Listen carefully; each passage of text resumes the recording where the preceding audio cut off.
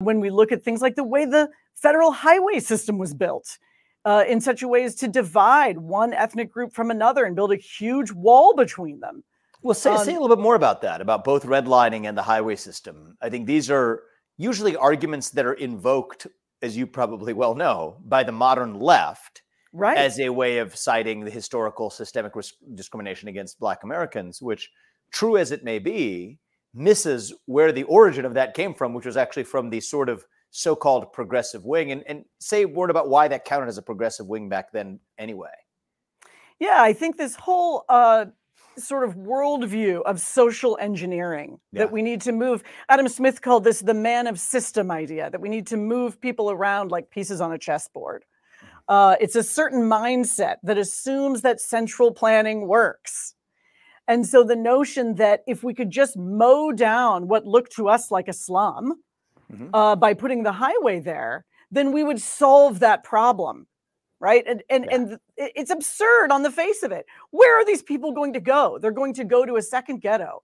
And what have you just done?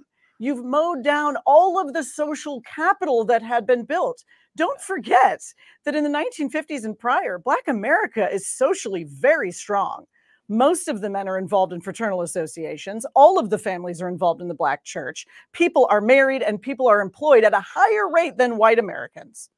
Because of course, Black women shocking. Yes, no, of course, Black women worked more than white women.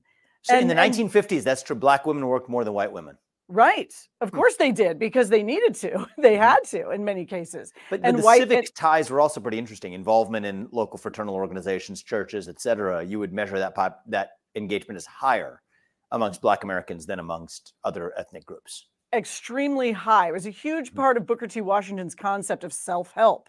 Self-help wasn't about pulling yourself up by your bootstraps. It was about helping one another throughout the entire Black community.